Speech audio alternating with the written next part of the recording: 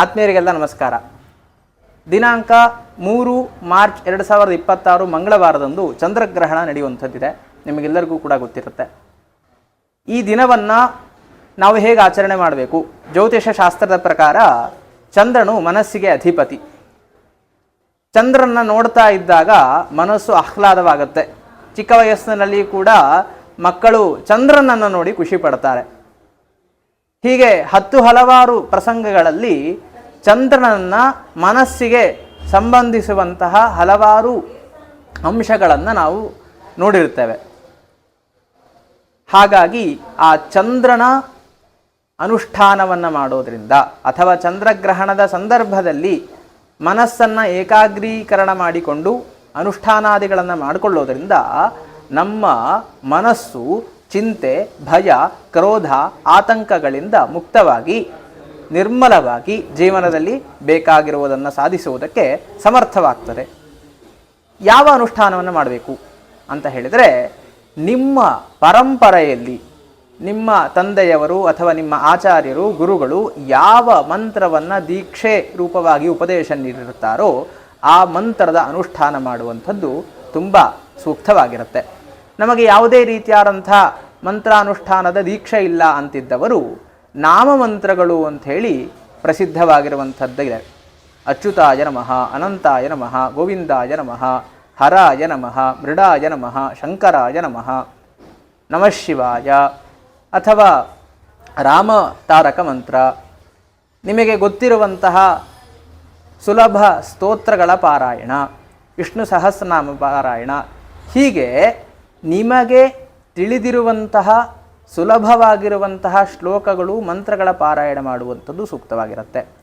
ಯೂಟ್ಯೂಬಿನಲ್ಲಿ, ಆನ್ಲೈನಲ್ಲಿ ಅಥವಾ ಪರಂಪರೆ ಇಲ್ಲದೆ ಎಲ್ಲೋ ಕೇಳಿರುವಂಥದ್ದು, ಪುಸ್ತಕದಲ್ಲಿ ಓದಿರುವಂತಹ ಬೀಜ ಮಂತ್ರಗಳು ಅಥವಾ ಬೇರೆ ಮಂತ್ರಗಳ ಅನುಷ್ಠಾನ ಮಾಡುವುದು ನಿಮಗೆ ಶ್ರೇಯಸ್ಕರವಾಗಿ ಇರೋದಿಲ್ಲ. ಗ್ರಹಣಾಚರಣೆ ಕಾಲದಲ್ಲಿ ಮಾಡುವಂಥ ಜಪ ಸಿದ್ಧಿಯನ್ನು ನೀಡುವಂಥದ್ದಾಗಿದೆ. ಹಿಂದಿನ ಕಾಲದಲ್ಲಿ ಮಹರ್ಷಿಗಳು ಅಥವಾ ನಮ್ಮ ಪೂರ್ವಜರು ಯಾವ ದೇಶದಲ್ಲಿ ಗ್ರಹಣ ಆಗತ್ತೋ ಆ ಪ್ರದೇಶಕ್ಕೆ ಹೋಗಿ ವಿಶೇಷ ಅನುಷ್ಠಾನಗಳನ್ನು ಮಾಡಿಕೊಂಡು ಸಿದ್ಧಿಯನ್ನು ಪಡಿತಾ ಇದ್ದರು.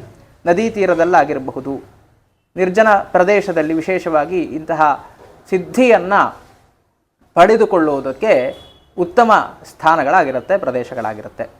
ಈ ಸಮಯವನ್ನು ಒಂದು ಕ್ಷಣವೂ ಕೂಡ ವ್ಯರ್ಥ ಮಾಡದೆ ಜಪವನ್ನು ಮಾಡುತ್ತಾ ತನ್ನ ಮನಸ್ಸನ್ನು ಶುದ್ಧ ಮಾಡಿಕೊಳ್ಳುವಂಥದ್ದು ಇಲ್ಲಿ ನಾವು ನಮ್ಮ ಹಿರಿಯರಿಂದ ತಿಳ್ಕೊಂಡಿರ್ತೇವೆ.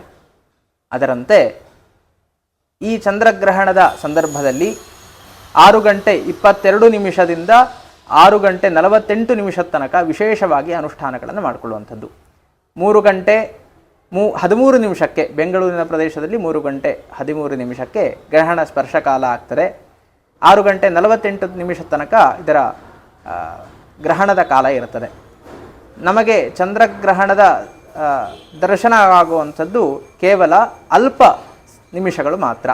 ಆ ನಿಮಿಷವನ್ನು ಸರಿಯಾದ ನಿಟ್ಟಿನಲ್ಲಿ ಉಪಯೋಗಿಸಿಕೊಳ್ಳುತ್ತಾ ಜೀವನವನ್ನು ಸಾರ್ಥಕ ಮಾಡಿಕೊಳ್ಳೋಣ. ಹಾಗೂ ಕೆಲವೊಮ್ಮೆ ಸಂಶಯ ಬರುತ್ತೆ, ನಾವು ಇದನ್ನು ಮಾಡದೇ ಇದ್ದರೆ ಏನಾಗುತ್ತೆ, ಗ್ರಹಣ ಕಾಲದಲ್ಲಿ ನಾವು ಊಟ ಮಾಡಿದರೆ ಏನಾಗುತ್ತೆ, ಗ್ರಹಣ ಕಾಲದಲ್ಲಿ ನಿದ್ದೆ ಮಾಡಿದರೆ ಏನಾಗುತ್ತೆ. ಯಾವುದೇ ಕಾರಣಕ್ಕೂ ಮನುಷ್ಯನಿಗೆ ಗ್ರಹಣ ಕಾಲದಲ್ಲಿ ನಿದ್ದೆ ಮಾಡಿದರೆ ಏನೂ ಆಗುವುದಿಲ್ಲ, ಊಟ ಮಾಡಿದರೂ ಸಹ ಏನೂ ಆಗುವುದಿಲ್ಲ. ಆದರೆ ತನ್ನ ಜೀವನವನ್ನು ಸಾರ್ಥಕ ಮಾಡಿಕೊಳ್ಳೋದಕ್ಕೆ ಸಾಧ್ಯವಾಗೋದಿಲ್ಲ. ಹಾಗಾಗಿ ಯಾರು ಜೀವನವನ್ನು ಸಾರ್ಥಕ ಮಾಡಿಕೊಳ್ಬೇಕು, ಮನಸ್ಸಿನಲ್ಲಿರುವಂಥ ಭಯ, ಆತಂಕ, ಕ್ರೋಧಗಳಿಂದ ಮುಕ್ತರಾಗಬೇಕು ಅಂತ ಬಯಸ್ತಾರೋ ಅವರು ಇಂತಹ ಅನುಷ್ಠಾನಗಳನ್ನು ಮಾಡಿಕೊಳ್ತಾ ಮನಸ್ಸನ್ನು ಶುದ್ಧೀಕರಣ ಮಾಡಿಕೊಳ್ಳೋಣ. ಎಲ್ಲರಿಗೂ ಕೂಡ ಶುಭವಾಗಲಿ. ಧನ್ಯವಾದ.